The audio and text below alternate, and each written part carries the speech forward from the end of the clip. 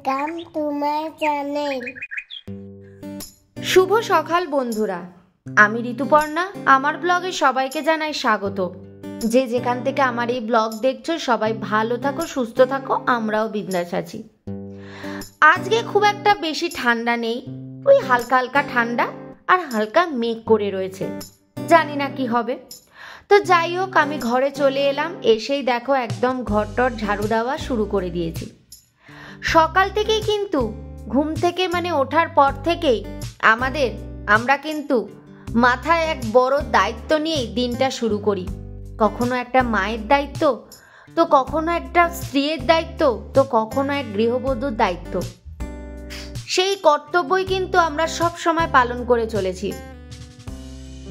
এই যে গৃহবধূ হিসেবে দেখো, আমি বাসি ঘর ঝাড়ু দিলাম, স্ল্যাব মুছলাম, গ্যাস ওভেন মুছলাম, তবেই কিন্তু আমি গ্যাস ওভেন ইউজ করছি।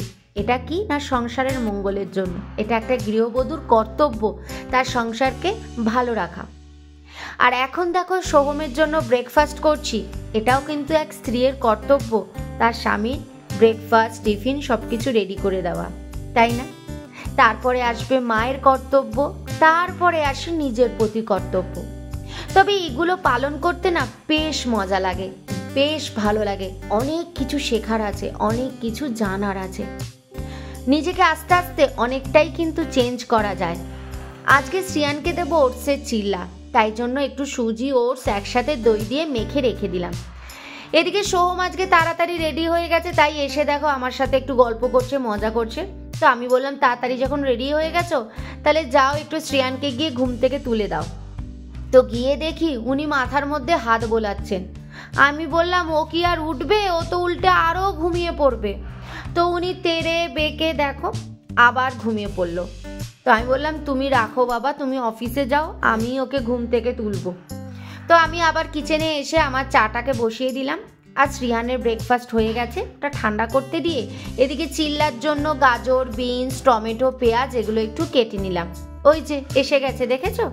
এসেই কি কাণ্ড করছে পাশে দাঁড়িয়ে। তো সোহম তো অফিসের জন্য বেরিয়ে গেছে। তো দেখো চিল্লার পুরো ব্যাটারটা একদম রেডি করে রেখে দিয়েছি, জাস্ট পরে একটু বানিয়ে নেবো। এদিকে দেখো আমনটাও খোসা ছাড়িয়ে নিচ্ছি। ওই বললাম না আগের দিন আমি ভিজিয়ে রেখে দিই, তো শ্রিয়ানকে আমনটা দিয়ে আমি আবার দৌড়ে কিচেনে চলে গেলাম। তো আমার কিন্তু চা একদম রেডি হয়ে গেছে, দিয়ে এবার আমি চাও খাবো আর শ্রিয়ানের ব্রেকফাস্ট করাবো। তো তার আগে দুধটা ভাবলাম জাল দিতে বসিয়ে দিই, গ্যাসটাকে একদম আস্তে করে দিয়ে চলে গেলাম শ্রিয়ানকে খাওয়াতে। তার সাথে একটু গল্পও হচ্ছে। তবে শ্রিহান কি বলতো, ও কিন্তু খেতে খেতে একদম ওঠে না। ও ছোট থেকে ভীষণ ভালো অভ্যেস, কোনোদিনও ওকে খাওয়া নিয়ে আমাকে কোনোদিনও ব্যালকনিতেও যেতে হয়নি বা ওর পেছন পেছন ছুটতে হয়নি। ও পুরো খাবার সব সময় এক জায়গায় চেয়ার টেবিলে বসেই খেয়েছে। দুপুরে রাত্রে চেয়ার টেবিলে বসে খায়, ওর যে চেয়ার টেবিল সেখানেই কিন্তু এক টানা বসে খায়। তো এইদিকে দেখো শ্রিয়ানের ওটসের চিল্লাটা রেডি করে নিচ্ছি, তবে আজকে একটু বাটার দিয়ে করে নিচ্ছি। অন্যান্য দিন অয়েল দিয়ে করি, আজকে একটু বাটার দিয়ে করছি। আর এগুলো এত নরম হয় না, খুব সাবধানে কিন্তু এগুলোকে হালকা হালকা করে তুলতে হয়। তারপরে চলে গেলাম শ্রিয়ানকে রেডি করাতে। দেখেছো একের পর এক কাজ, কখনো কিন্তু বসে নেই। বললাম না, সকালবেলাটা যেন একটা বড় দায়িত্ব নিয়ে আর একটা টাইমের মধ্যে চলতে হয়, যেন একটা টাইম মেশিন। তো শ্রিয়ানকে এখানে দেখো রেডি করে দিচ্ছি, আর তার সাথে ওর চলছে বদমাইশি। যতবার চুল আঁচড়ে দিচ্ছি ততবার উনি কী করছেন, চুলটাকে ঘেটে দিচ্ছে। দেখেছো? আবার আমাকে চুল আঁচড়াতে হলো। আবার যখন মাথার রুমালটা নিতে গেছিলাম আবার চুলটাকে ঘেটে দিয়েছে, তাই আবার চুল আঁচড়ে মাথার রুমালটা বেঁধে দিলাম। এদিকে শ্রিয়ানের দেখো টিফিন কিন্তু রেডি, আর বাইরে কিন্তু ভালো মেঘ করেছে, জানি না বৃষ্টি হবে কিনা। গতকাল তো হবার কথা ছিল, গতকাল হয়নি, রোদ উঠে গেছিল। আজও হবার কথা আছে, জানি না কি হবে। তো শ্রিয়ানকে স্কুলে দিয়ে একেবারে দেখেছো ব্যাগ ভর্তি কিন্তু বাজার করে নিয়ে চলে এসেছি। প্রতিটা কর্তব্য কিন্তু আমরা নিখুঁতভাবে পালন করে চলেছি। তারপরে বিছানা আমার গোছানোই ছিল, শুধু শ্রিহানের বালিশ কোলবালিশ এগুলো একটু অগোছালো ছিল, এগুলো গুছিয়ে নিয়ে একটু ওয়ার্ড্রব, আয়না এগুলো একটু মুছে নিলাম, কারণ সবই পরিষ্কারই থাকে। প্রতিদিন একটু একটু করে একটু ঘষে দিলে ব্যাস, তাহলেই ক্লিন থাকে। আবার কিচেনে চলে আসলাম, এসে এবারে সবজিগুলোকে গোছাতে হবে। সবজিগুলো তো গোছায়নি, সবজির ব্যাগটা তো এইভাবেই রেখে চলে গেছিলাম। তো এবারে সবজিগুলোকে আলাদা আলাদা করে নিচ্ছি, কারণ এগুলোকে এবার ধুতে হবে, যা নোংরা থাকে না সবজিগুলোকে। আর এই পালং শাকে যা মাটি না, একদম তাজা তাজা মাটি, জানো পালং শাকগুলো তাজা, তাই একদম ঠোঙার ভিতরেই শিকড়গুলোকে একবারে কেটে তারপরে পালং শাকগুলোকে বার করলাম। তো এইবারে সবজিগুলোকে ভাবছি ধুয়ে নিই। তবে হ্যাঁ, চলো তোমাদেরকে একবার দেখিয়ে দিই যে আজকে কি কি কিনেছি। এই যে ব্রোকলিটা আগে কেটে রাখি, দাঁড়াও, কারণ ব্রোকলি আবার আমি এই সব কেটেই তারপরে ঢোকাই, এইসব শুদ্ধ আর ফ্রিজে রাখি না। তো দেখো, এই হচ্ছে সবজির বাজার।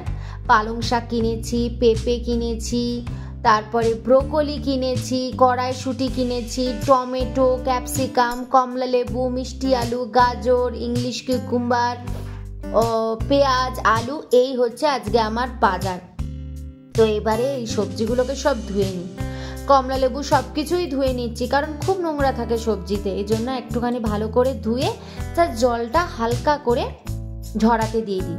আর এই পেঁপেটা এত মানে কষ ছিল গায়ে লেগে, যে তার জন্য প্রচুর নোংরা ছিল, ঘষে ঘষে নখ দিয়ে ঘষে ঘষে একদম ভালো করে পরিষ্কার করে দেখো বাইরে একটু জল ঝরাতে দিয়েছি।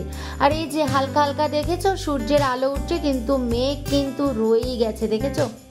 তো আলু যেটা কিনেছিলাম, এবার আলুটা আলুর জায়গায় রেখে দিলাম। আর পেঁয়াজও কিনে এনেছি, পেঁয়াজটাও কিন্তু পেঁয়াজের জায়গায় রেখে দিয়েছি। এইবারে পালং শাকটাকে একটা খবরের কাগজের ঠোঙার মধ্যে ঢুকিয়ে দিলাম, তাহলে কিন্তু ভালো থাকবে, কারণ পালং শাকটা তো আজকে করব না, আগামীকাল করব। তো যা যা ধুলোবালি হয়েছে, মাটি পড়েছে, সেগুলো দেখো ভালো করে ধুয়ে নিয়ে মানে মুছে নিয়ে চলে গেলাম বাসন মাজতে। সারা সকালবেলায় যা যা বাসন ভরেছে সেগুলোকে এবারে মাজবো। বললাম না, কাজের কিন্তু শেষ নেই। একটা সকালটা পুরো ব্যস্ততার মধ্যে দিয়ে কাটে, কখন যে সেই সকাল 6টা থেকে 10টা বেজে যায় বুঝতেই পারি না। প্রতিদিন একই নিয়মেই যেন বাধা পড়ে গেছি। প্রতিদিনই সব কর্তব্যগুলো টাইম টু টাইম কিন্তু পালন করে চলেছি। ভালো লাগে এই কর্তব্যটা মেনে চলতে, ভীষণ ভালো লাগে। তো নিজের সংসার, তাই কর্তব্য তো নিজেকে পালন করতেই হবে। তো যাই হোক, সিঙ্কের জায়গাটা ভালো করে একদম মুছে নিলাম। আর এই কড়াইশুঁটিগুলো রইলো, পরে কোনো একটা সময় এগুলোকে ছুলে নিতে হবে। সমস্ত কাজ শেষ হলো। কটা বাজে জানো? দেখো, এখন বাজে প্রায় 10টা 25। এখন আমার কাজ শেষ হলো। এবারে আমি করব স্নান, তারপরে পুজো করব, তারপরে রান্নাবান্না করব। তা বুঝতে পারলে যে সকালটা আমার কাছে কতটা ব্যস্ততার মধ্যে থাকে। হয়তো 10টা 25 হয়েছে, তো হয়তো সবজি বাজারটা না করলে আজকে 10:45-টার মধ্যে হয়ে যেত। হয়তো সবজি বাজার করেছি, সেগুলোকে গুছিয়েছি, বাইরে ধুয়ে রেখেছি, এগুলোর জন্য আরও আমি এক্সট্রা ধরলাম 10টা 25ই বেজে গেছে, নাহলে 10:45 তো আমার প্রতিদিন বাজে এই সব কিছু কাজ করতে। তো এইভাবেই কিন্তু সকালটা আমার প্রচণ্ড ব্যস্ততার মধ্যে কাটে, প্রচণ্ড। মানে এই রান্নাটায় যতটা না ব্যস্ততা থাকে, সকালের এই টাইমটা না ভীষণ ব্যস্ততা থাকে, কারণ সকালবেলাটা পুরো একটা টাইমের মধ্যে বাঁধা আমি। রান্নাটা ঠিক আছে, একটু দেরি হয়ে গেল, টাইম ক্রস করে গেল, কোনো প্রবলেম থাকে না, কিন্তু সকালে তো টাইমে করতে হবে। সোমকে ব্রেকফাস্ট দেওয়া, তার উপরে সোমের টিফিন রেডি করা, শ্রিয়ানের ব্রেকফাস্ট, স্কুল রেডি করা, ওকে স্কুলে টাইমের মধ্যে দিয়ে আসা, এটা দেখো পুরো একটা কিন্তু টাইমের মধ্যেই চলে, এটাকে কোনো হেরফের করা যায় না। তো এই হচ্ছে, এই জন্য সকালটা সব থেকে ব্যস্ততা কাটে, সেটুকুই আজকে তোমাদের সাথে শেয়ার করলাম। তো চলো, ভিডিওটা এখানেই এন্ড করে দিলাম, বেশি বড় করলাম না। আজকে আমার ভিডিওটা কিরকম লাগলো অবশ্যই জানিও কমেন্ট করে। তো চলো, আর সাবস্ক্রাইব করতে কিন্তু একদম ভুলো না। আবার দেখা হচ্ছে নেক্সট একটা সুন্দর ব্লগের সাথে। ততক্ষণের জন্য বাই, ভালো থেকো, সুস্থ থেকো। Thank you. Please subscribe.